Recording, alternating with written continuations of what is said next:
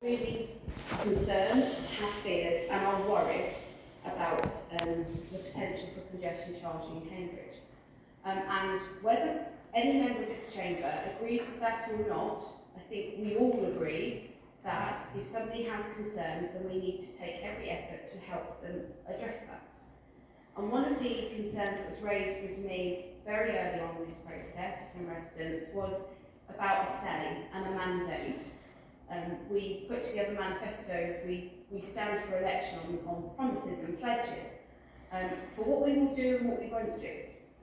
And many residents felt that they hadn't had that opportunity. They have taken part in the consultation, but still the decision-making process is alarming to them.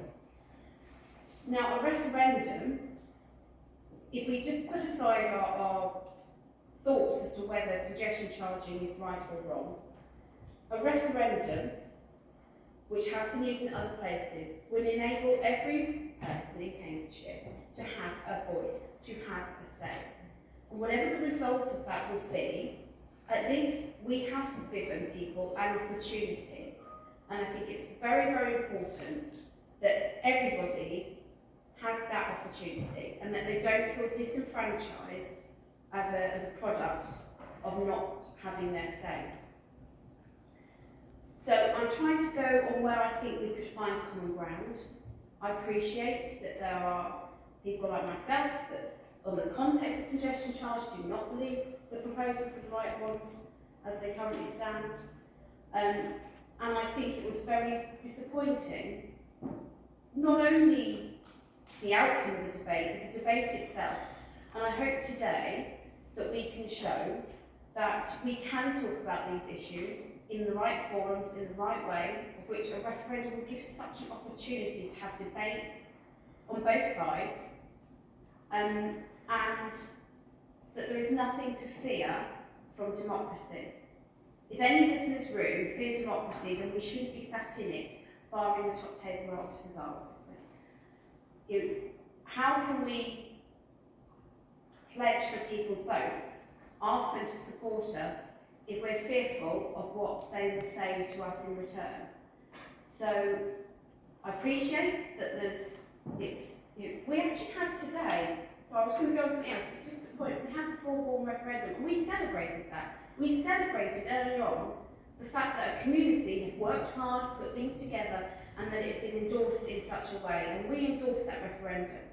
Referendums happen every day, not just the one that's very controversial, or two that were very controversial.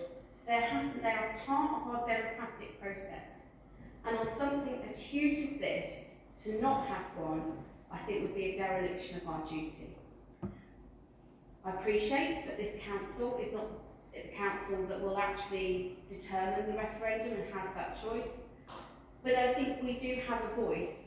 We do have a seat at the GCP, and we should make sure that our representative is championing the voice of all of this council, and they should be pushing for a referendum as our representative. This isn't something that's happening somewhere else. It's not because it's county or it's GCP.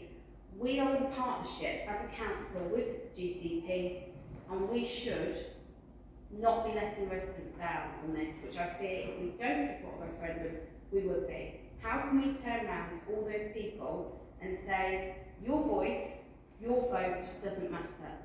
That would be wrong for democracy, it would be wrong for our residents, and I hope no matter what your thoughts are on the proposals themselves, that you will support the endorsement of a democratic process taking place. Thank you, Chair. Thank you.